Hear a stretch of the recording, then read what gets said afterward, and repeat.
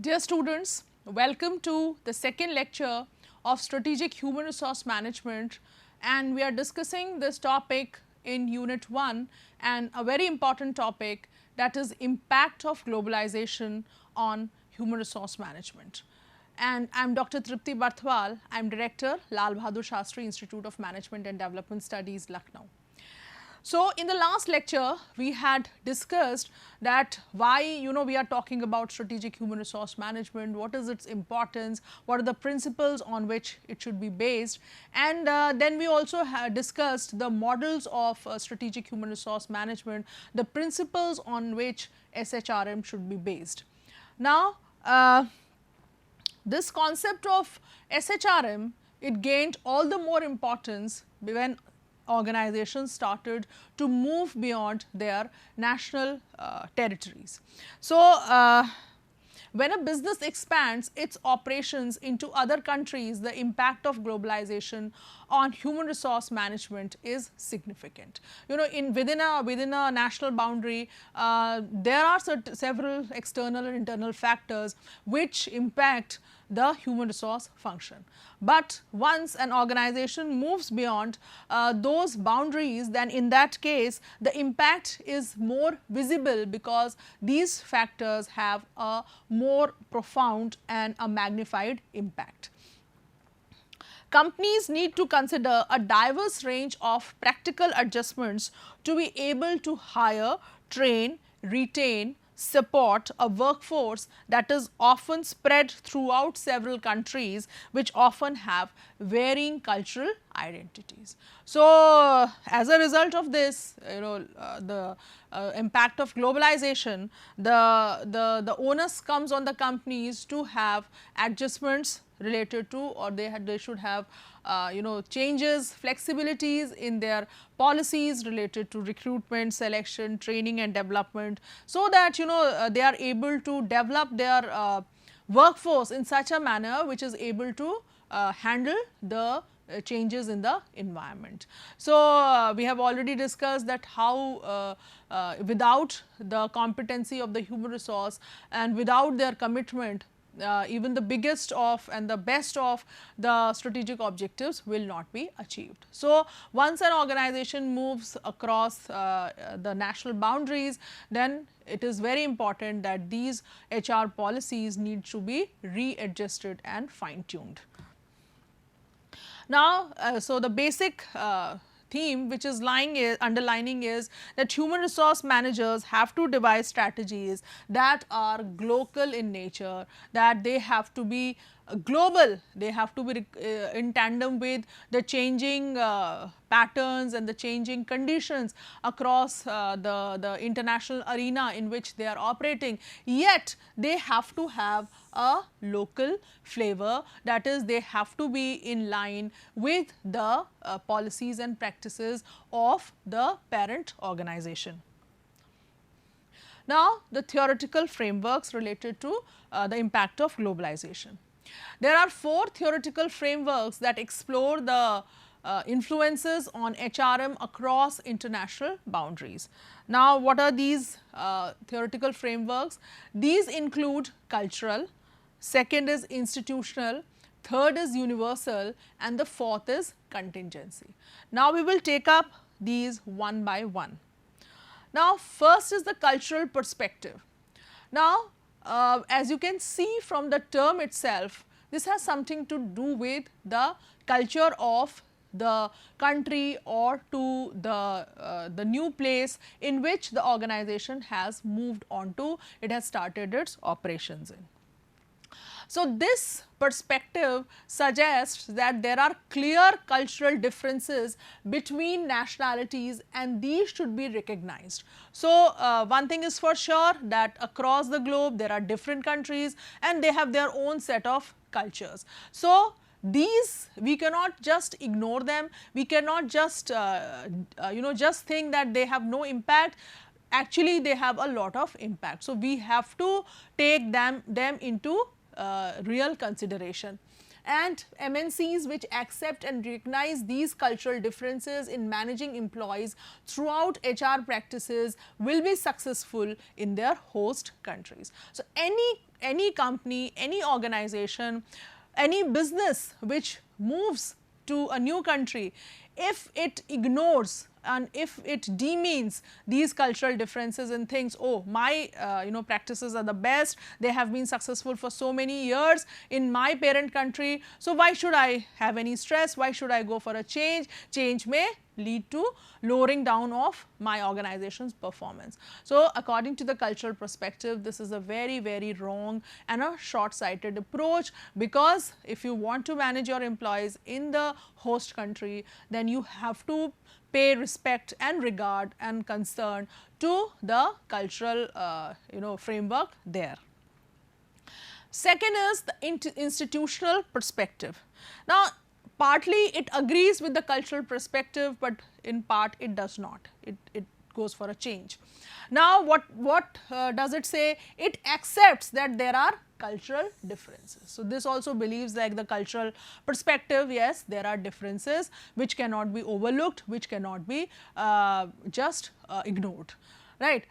To be understood and recognized within societies, and so you need to understand, you need to recognize these differences, and these have an impact on the HR practices, right. But what is the difference? It rejects the concept that certain practices such as recruitment and selection, performance management and reward lead to improved organizational performance, as these practices may mean different things within different societies. So, according to this approach, one should recognize cultural differences, but there are certain basic practices like recruitment selection and compensation management, reward management, performance management, which are the foundation of performance for employees and performance for organizations, and according to this perspective,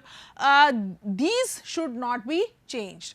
Other things can change according to the culture, but these are the certain basic things which need to be looked in the same way, whether an organization is operating in its own country or whether it is moving outside. Then the third is the universal perspective, and this universal perspective claims that HR practices such as performance management, recruitment and selection and reward lead to higher organizational performance. HR practices that are successful in the home country should be adopted into the host country. Now, this is a total contrast from the universalistic approach, and this is a universal perspective that whatever is successful in my country, in my home country, there are no reasons why it will not work in the other country. Once it has proven itself, when it has proven the test of time, then there is no meaning that we redesign and devise certain new strategies for a new country. That will be taking a lot of risk. So, we should have similar HR practices which we are having in our own home country. We should have similar HR practices in the other countries also. And the last is the contingency approach or the contingency perspective, which, as the name suggests, says that there is nothing right or wrong always, right. So, everything is dependent on the changes in the external and internal environment of the organization, and then according to these changes, whatever has changed from the home country to the international country or the international arena, those things need to be changed, those things need to be fine tuned, those all those factors which have changed, anything related to that in the policy needs to be changed. So, that is the contingency perspective. Then the impact of globalization on HRM, that is how, in what ways we can see, we can observe the impact, and how we should be very careful in dealing with the impact of globalization on human resource management. First is managing cultural diversity. When we move to new locations, when we move to new places, what happens that the kind of employees changes. The composition of employees changes. People in the workforce, that changes. If we are in a particular country, then in that case we will have generally almost all the employees belonging to that country. But once we move out of our country, then it is not no longer the same case. Then we will have different kinds of employees, people coming from different cultural backgrounds, speaking different languages, different attitudes, different value systems. So that it is a very challenging task for an HR manager to manage such a complicated, complex mix of employees, because here probably no one policy, no one strategy may work for all types of employees. So when an organization steps out from its home country, then it has, as I said, a mix of employees, and these employees can be broadly classified into three categories. Now, what are these three categories? The first are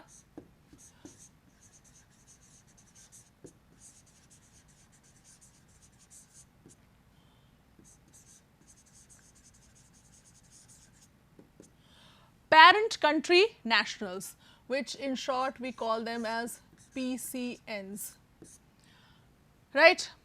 Parent country nationals are people belonging to the country where the firm belongs to, or where the firm is headquartered, right. So these are the parent country nationals. So when a company is moving overseas, then there will be certain people from that country who will be moving to establish that firm. So that will be the parent country nationals. Then the second set of employees which the company will have is host country nationals. In short, we call them as HCNs. So host country nationals are employees belonging to a country where the firm or that company has started its international operations. So if a company has moved to country X, then all people who are in its workforce who belong to country X will be host country nationals. So this is also very important, because all the employees, the company will not be moving from its own country. Once it has established there, then in order to expand, etc., it will be requiring employees, and it will be taking employees who are locally available. And the third is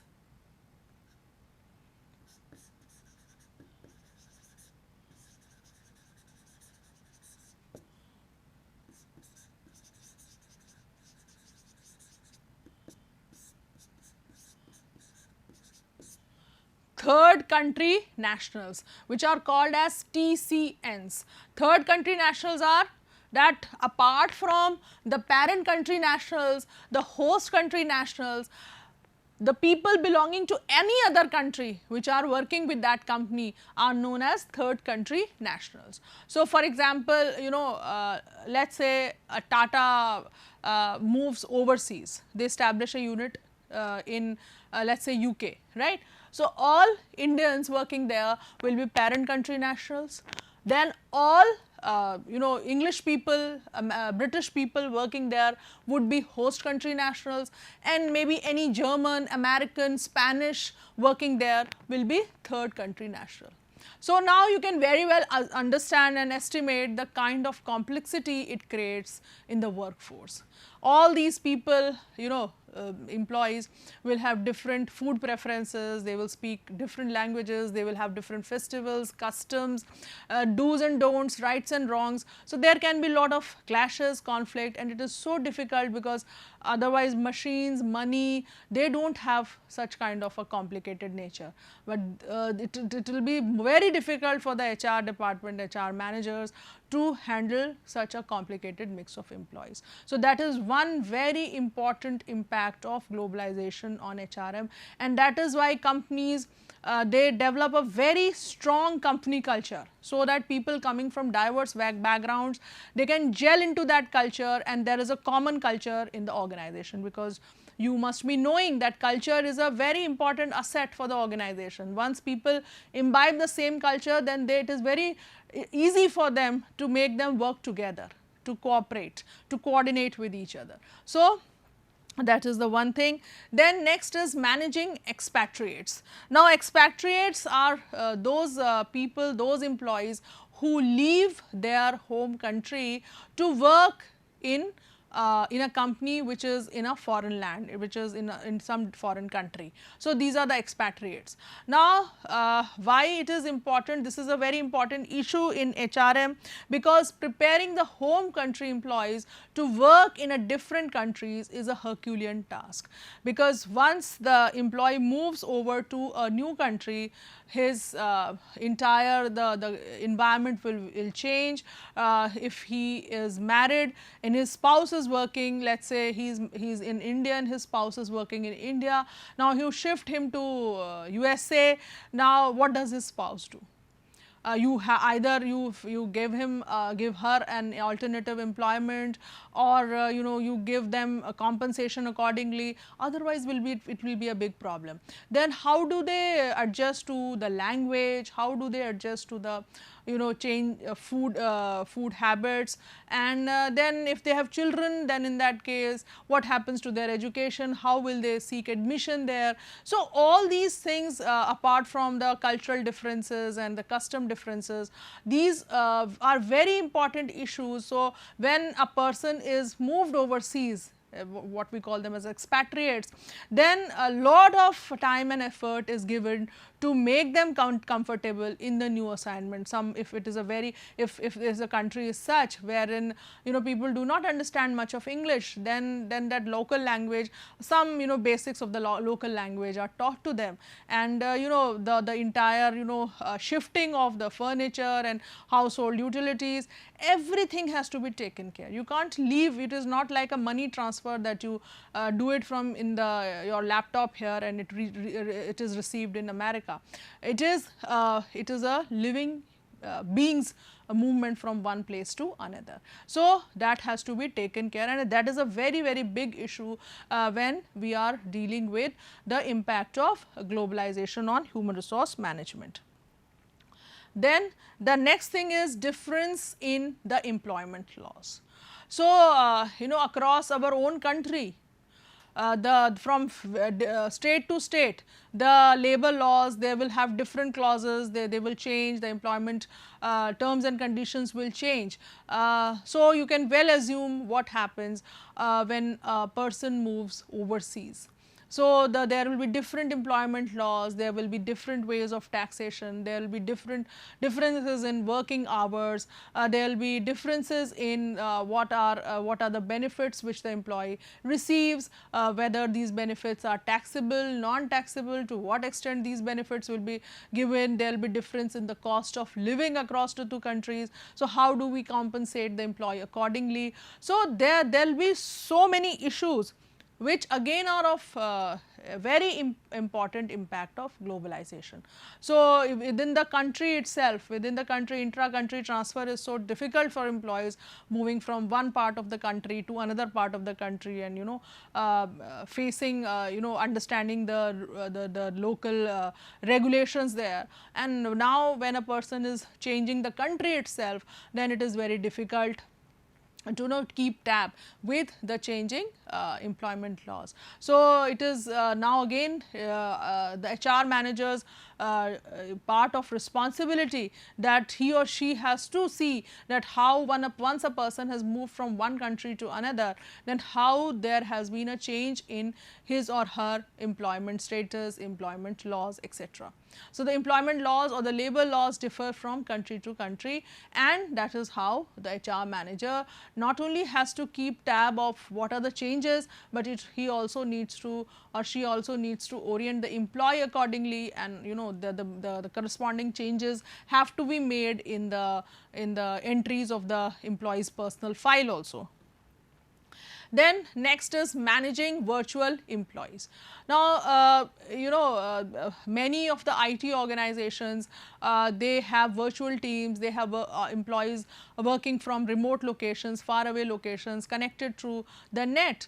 And the last year 2020 has taught the entire world how we can function virtually and the impact of the pandemic. So, but there are several issues with virtual working also, which most of us have realized that it is not so easy to work virtually. It is not so easy to maintain. We can have communication, but it is very difficult to maintain that personal touch, a human contact with each other.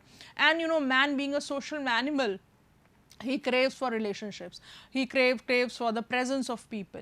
So, virtual employees handling their motivation, keeping their morale levels high, and how to manage them, how to supervise them, that whether they are doing their things, students sitting in an online class with their videos on, the teachers do not know whether they are actually listening or they are moving around here and there, what is their status. So, similarly, when an employee is working virtually, it is many issues crop up. Once he is there in the office, you can know that for how long he has or she has been working and how long they have been whiling away the time, but it is difficult to manage in a virtual environment. So, virtual environment has its own advantages, but then it imposes a lot of challenges for HR managers.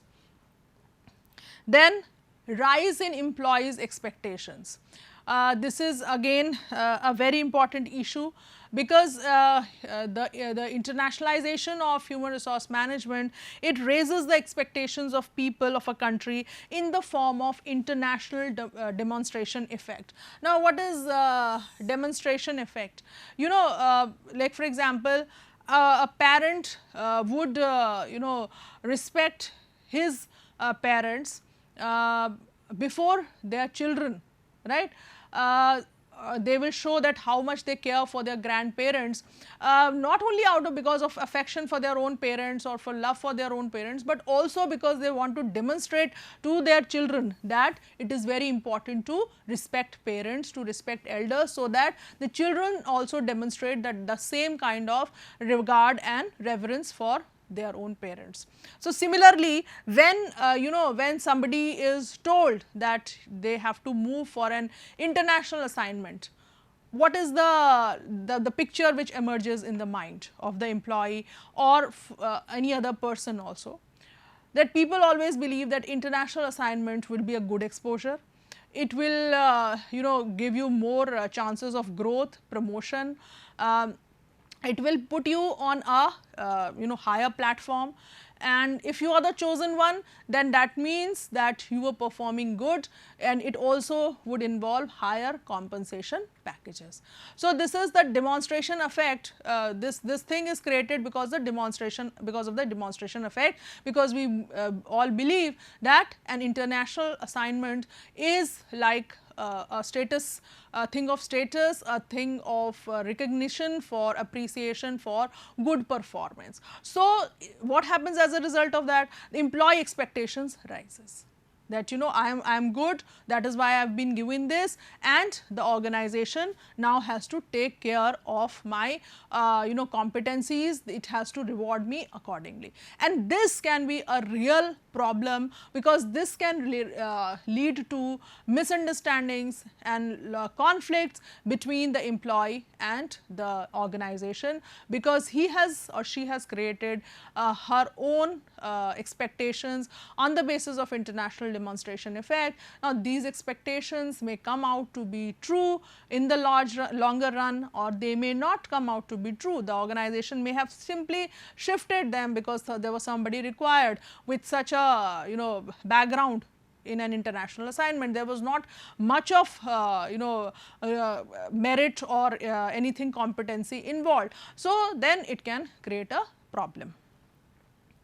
Then the next thing which is again important in terms of globalization is the impact of human resource development, which includes training and development activities. And globalization, as a matter of fact, has been it has been initiated, or it occurred in such a large scale, mainly because of two reasons. One is that organizations, they wanted to explore newer markets, they wanted to increase their market share, and they wanted to increase their revenues. But other reason which facilitated this process of globalization is the technological changes that have taken place. Because of technology, it is very easy to move around and to still keep a tab, to still monitor whatever is going on in different units around the globe.